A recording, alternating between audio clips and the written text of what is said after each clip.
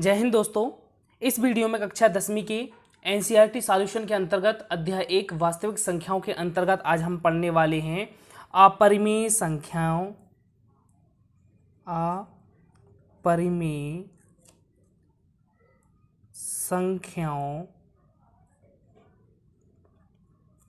का पुनर्भ्रमण। अर्थात हम अपरिमेय संख्याओं के बारे में कक्षा 10वीं में पढ़ चुके हैं। आज हम अपरिमेय संख्याओं के बारे में पुनः से थोड़ा सा पढ़ेंगे और इसकी जो प्रमुख बातें हैं उनको ध्यान में रखेंगे। सबसे पहले हम डेफिनेशंस देखते हैं अपरिमेय संख्या की।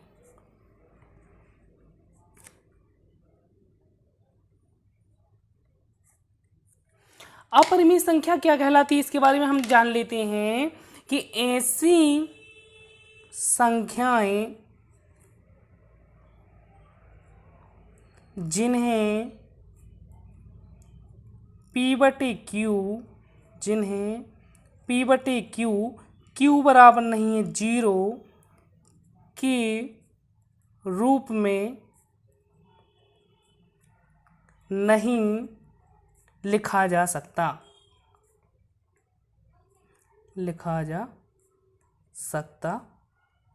है।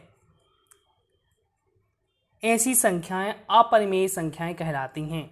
तो यहाँ डेफिनेशंस क्या मिली हमें अपरिमेय संख्याओं की कि ऐसी संख्याएं जिन्हें P/Q बराबर नहीं है 0 के रूप में नहीं लिखा जा सकता वो संख्याएं अपरिमेय संख्याएं कहलाती हैं। और यहाँ पे हम बता दें कि जहाँ P और Q, ये जो P और Q हैं, Q नॉट इक्वल टू 0 में जो P और Q हैं वो क्या हैं? पूर्णांक संख्याएं होती हैं, पूर्णांक हैं। अब यहां पर हम एक अपरिमेय संख्याओं के बारे में एक प्रमुख बात को याद रखेंगे कि यदि एग्जाम्पल के द्वारा समझते हैं, उदाहरण यदि करणी 2, करणी 5 और इस तरीके से अन्य संख्याएं जो वर्गमूल या फिर करणी के अंदर होती हैं, ऐसी संख्याएं अपरिमेय संख्याएं कहलाती हैं। लेकिन जो वर्गमूल या करणी के अंदर जो संख्याएं होती हैं वह संख्याएं कैसी होनी चाहिए? अभाज्य संख्याएं होनी चाहिए, अभाज्य संख्याएं।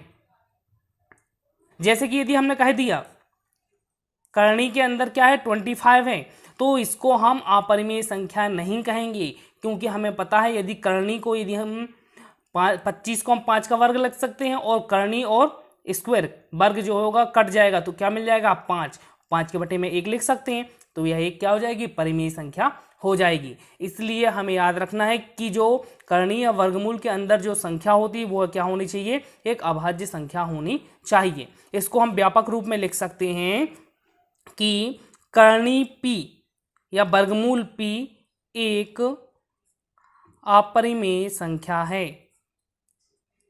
अपरिमेय संख्या कहलाती है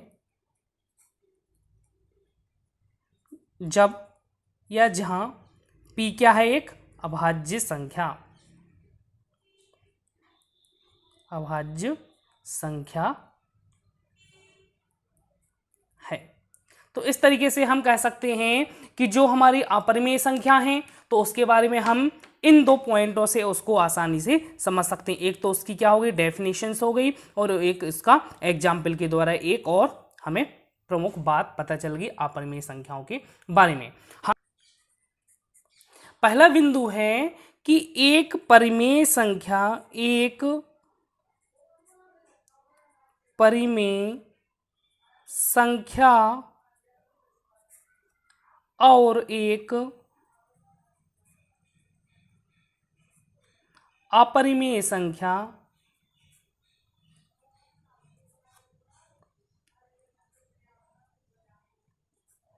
का योग या अंतर एक अपरिमेय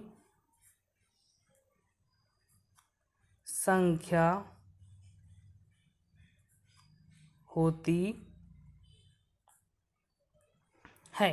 तो यहाँ पर एक हमने प्रमुख बात देखी है कि एक परिमेय संख्या और एक अपरिमेय संख्या का योग और अंतर क्या होती है, हमें एक अपरिमेय संख्या ही प्राप्त होती है। अर्थात एक यदि परिमेय संख्या को और एक अपरिमेय संख्या को हम जोड़ते हैं या घटाते हैं, उनका योग या अंतर करते हैं, तब हमें क्या मिलती है, एक अपरिमेय संख्या प्राप्त होती है। एक और पॉइंट इसमें देखते हैं कि एक शून्यतर परिमेय संख्या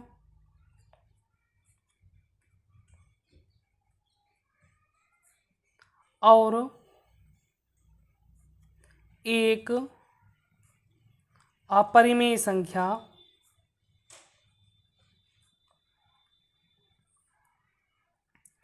का गुणनफल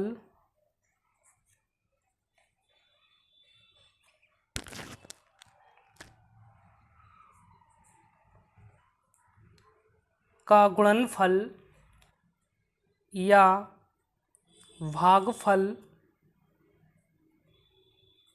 एक अपरिमेय संख्या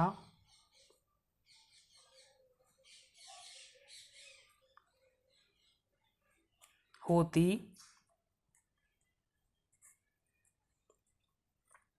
तो यहां पर एक पॉइंट आया हमारे लिए कि एक शून्यतर परिमेय संख्या और एक अपरिमेय संख्या कब यहां पर क्या किया गया है, गुणनफल किया गया है और भागफल किया गया है, तब भी हमें क्या मिलता है, एक अपरिमेय संख्या ही प्राप्त होती है। एक परिमेय संख्या को दूसरी एक अपरिमेय संख्या के साथ जोड़ते या घटाते हैं तो भी हमें अपरिमेय संख्या प्राप्त होती है। और यदि एक शून्यता परिमेय संख्या और एक अपरिमेय संख्या का गुणनफल या भागफल करते हैं तब भी हमें एक अपरिमेय संख्या ही प्राप्त होती है। यहां पर एक प्रमेय है, मान लीजिए p एक अभाज्य संख्या है, यदि p a स्क्वायर को विभाजित करती है, a के वर्ग को विभाजित कर रही है, कौन, p, तब या तो p a को भी विभाजित करेगी। मतलब यदि p a स्क्वायर को विभाजित करती है तो p a को भी विभाजित करेगी, जहां a क्या है, एक धनात्मक पूर्णांक है। इसको हम सॉल्व कर लेते हैं। ये इंपॉर्टेंट है, क्वेश्चंस प्रमेय जो है बहुत ही इंपॉर्टेंट है। बस इसका हमें ये अभिगृहित को याद रखना है कि ऐसा होता है। हमें इसके सॉल्यूशन उतना इंपॉर्टेंट नहीं है, लेकिन हम इसके सॉल्यूशन को देखते हैं। उत्पत्ति, यहां पर हमें दिया गया है a क्या है, एक धनात्मक पूर्णांक, तो हम लेके चलते हैं चूंकि a एक धनात्मक पूर्णांक है। यहां पर हमने क्या मान लिया कि a जो है एक क्या है, धनात्मक पूर्णांक है, और हमें क्या दिया है, तथा p एक अभाज्य संख्या है, और p क्या है, एक अभाज्य संख्या है। अब चूंकि यदि एक धनात्मक पूर्णांक है और p एक अभाज्य संख्या यहां पर दी गई है, तो चूंकि हम जानते हैं कि किसी भी धनात्मक पूर्णांक को उसके अभाज्य गुणनफल के रूप में व्यक्त किया जा सकता है, तो हम इस धनात्मक पूर्णांक जो a है उसको अभाज्य गुणनफल के रूप में व्यक्त कर सकते हैं। और यहाँ पर p क्या दिया है, एक अभाज्य संख्या है, तो यदि हम इसको अभाज्य गुणनखंड के रूप में व्यक्त करें तब हम इसको लिख सकते हैं कि p1 into p2 into p3 up to pn। हमने क्या किया, a को उसके अभाज्य गुणनफल के रूप में व्यक्त कर लिया। अब चूंकि हमें क्या दिया है कि जो p है वो a स्क्वायर, a के वर्ग को विभाजित करती है, हमें दिया गया है, तो हम इसका वर्ग निकाल लें। यदि हम इसका वर्ग निकालते हैं तो क्या होता है, a इंटू ए। जब हम वर्ग करते हैं किसी का तो क्या होता है, a इंटू ए, अर्थात यहाँ पे क्या हो जाएगा, p1 into p2 into up to pn into p1 into p2 up to pn। और यदि इनका वर्ग होगा तो क्या हो जाएगा, p1 का स्क्वायर इंटू p2 का स्क्वायर इंटू p3 का स्क्वायर, इस तरीके से आगे जाएगा तो pn का स्क्वायर हो जाएगा।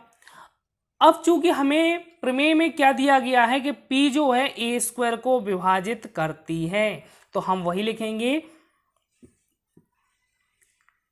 चूंकि पी ए स्क्वायर को विभाजित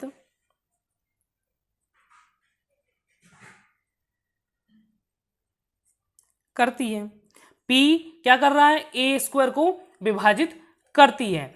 तो हम कह सकते हैं यदि पी ए स्क्वायर को विभाजित करती है तो जो पी होगा वो ए स्क्वायर का एक अभाज्य गुणनखंड होगा कि नहीं होगा।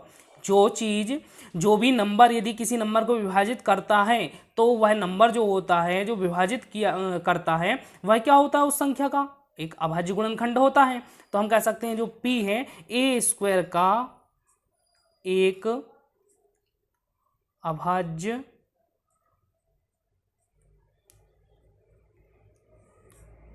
गुणनखंड है।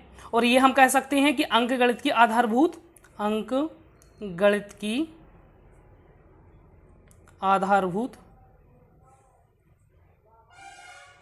प्रमेय से, क्योंकि अंकगणित की आधारभूत प्रमेय ही कहती है कि यदि कोई संख्या किसी संख्या को विभाजित करती है तो वह संख्या उस संख्या का क्या होता है, एक अभाज्य गुणनखंड होता है। तो यहां से हम कह सकते हैं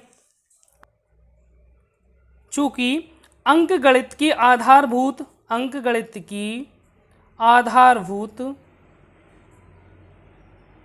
प्रमेय की अद्वितीयता से, यदि हम अंकगणित की आधारभूत प्रमेय की अद्वितीयता की बात करें तो इससे हमें पता चलता है कि ए स्क्वायर के अभाज्य गुणनखंड जो हैं, यदि हम ए स्क्वायर के अभाज्य गुणनखंड देखें तो उसमें क्या है, P1 P2 से Pn है कि नहीं। और यदि हम संख्या ए को देखें तो उसके अभाज्य गुणनखंडों में भी क्या है, P1 P2 Pn है। तो हम कह सकते हैं अंकगणित की आधारभूत प्रमेय से ए स्क्वायर के अभाज्य गुणनखंड, ए स्क्वायर के अभाज्य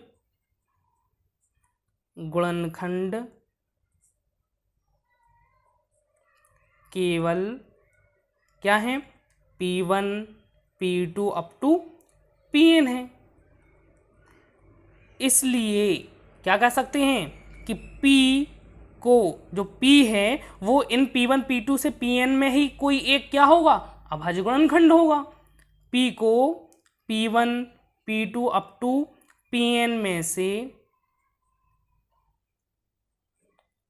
एक गुणनखंड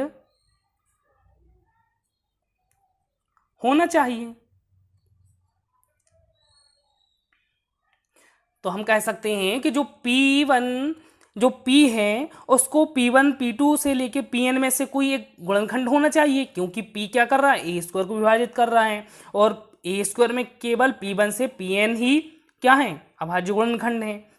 चूंकि A बराबर क्या है, P1 into P2 into P3 up to Pn है, इसलिए P A का भी अभाज्य गुणनखंड होगा। अतः P A को भी विभाजित करेगा। इस वीडियो को आप देख रहे हैं, इससे पहले दो वीडियो कॉन्सेप्ट के हैं जो प्रश्नावली 1.1 और 1.2 को मॉडिफाई करते हैं, सरल करते हैं। उन वीडियो को आप जरूर देखें और हमारे इस YouTube चैनल को सब्सक्राइब करें। तो यहाँ पर प्रश्न है कि कर्णी 5 एक अपरिमेय संख्या है, इसको हमें सिद्ध करना है। चूंकि हम जानते हैं कि कर्णी 5, हमने बताया था कि कर्णी के अंदर या वर्गमूल के अंदर यदि क्या है, एक अभाज्य संख्या है तो वो क्या होती है, एक अपरिमेय संख्या होती है। पता तो है, लेकिन हमें इसको क्या करना है, सिद्ध करना है। तो सिद्ध करने के लिए हम इसकी उत्पत्ति करते हैं। जब हम इसको अपरिमेय सिद्ध करना है तो हम इसको मान लेते हैं कि कर्णी 5 क्या है, एक परिमेय संख्या है। माना कि कर्णी 5 एक परिमेय संख्या है। परिमेय संख्या है। यदि ये करणीय 5 को हमने यदि परिमेय संख्या माना है तो हम इसको क्या लिख सकते हैं, p/q के रूप में लिख सकते हैं। इसलिए करणीय 5 बराबर p/q, जहाँ q नॉट इक्वल्स टू 0, और हम लिख सकते हैं जहाँ p और q पूर्णांक, p और q क्या हैं, पूर्णांक तथा सह अभाज्य हैं, सह अभाज्य हैं। तो p और q क्या हैं, पूर्णांक हैं, और ये कैसे हैं, सह अभाज्य हैं। अब यदि हम q का पक्षांतर कर दें तो यहाँ क्या मिलता है हमें, q इंटू करणीय 5 बराबर p। यदि हम दोनों पक्षों का वर्ग कर दें, दोनों पक्षों का वर्ग करने पर यदि हम इसका वर्ग कर देंगे तो क्या हो जाएगा, q², और 5 करणीय 5 का वर्ग करेंगे तो 5 और बराबर p², p का वर्ग। तो हम इसको समीकरण 1 नाम देते हैं। यहाँ हम देखें कि q² इक्वल्स टू, यदि 5 का यदि पक्षांतर कर दें तो क्या हो जाएगा, p²/5। तो हम यहाँ लिख सकते हैं चूंकि 5 जो है किसको विभाजित कर रहा है, p के वर्ग को विभाजित कर रहा है। चूंकि 5 p वर्ग को विभाजित करता है, यदि 5 p वर्ग को विभाजित करता है तो हम एक प्रमेय पढ़ चुके हैं कि 5 इसलिए p को भी विभाजित करेगा।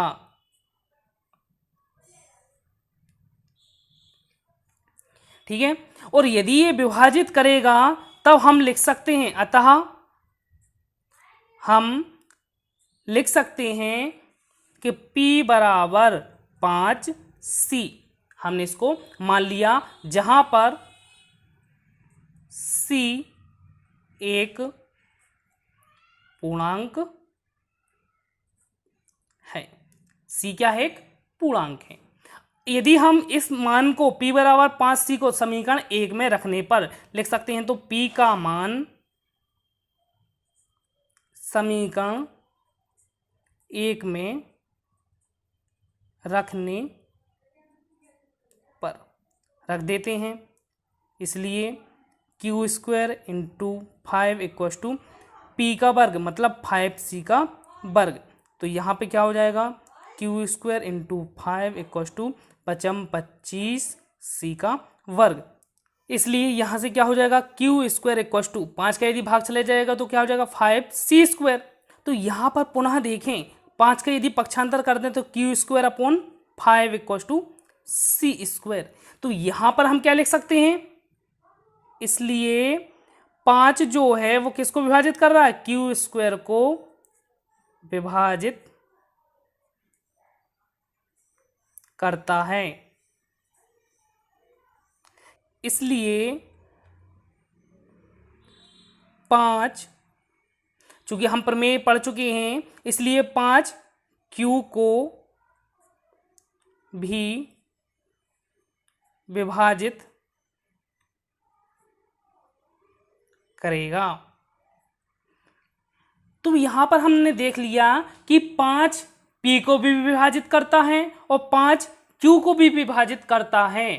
तो अर्थात इसका मतलब क्या हुआ कि p और q में कम से कम एक उभयनिष्ठ गुणनखंड है, और वो कौन है, 5 है। अतः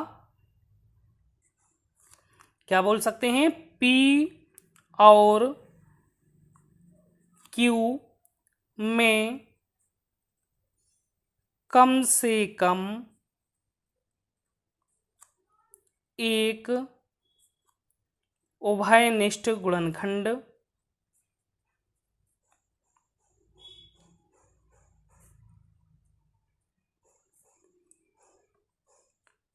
5 है। तो हम यहां से कह सकते हैं कि p और q में कम से कम एक उभयनिष्ठ गुणनखंड क्या है, 5 है, जो कि हमारे इस तथ्य का विरोधाभास है कि P और Q क्या है, सहअभाज्य हैं, क्योंकि सहअभाज्य में क्या होता है कि दो जो संख्याएं होती हैं उनमें एक उभयनिष्ठ गुणनखंड होता है, तो वो क्या होता है, एक होता है। तो यहाँ तो क्या है, 5 है। तो हम कह सकते हैं जो हमारी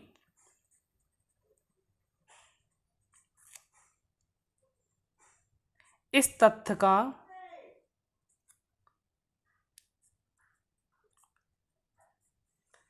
का विरोधाभास है कि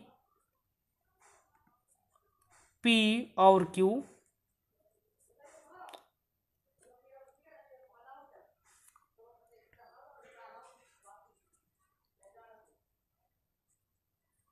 सहअभाज्य हैं। तो इस तथ्य का विरोध हो रहा है कि P और Q कैसे हैं, सहअभाज्य हैं। अतः कह सकते हैं हमारी कल्पना क्या हो गई, गलत हो गई। अतः हमारी कल्पना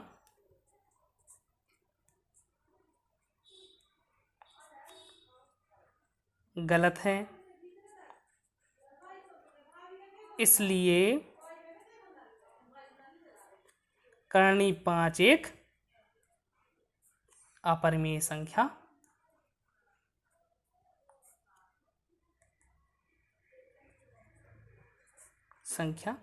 है। अपरिमेय संख्याओं के पुनर्भ्रमण के अंतर्गत अपरिमेय संख्या की परिभाषा, उसके प्रमुख बिंदु, और हमने एक प्रमेय देखा और इस एक क्वेश्चंस को हल किया।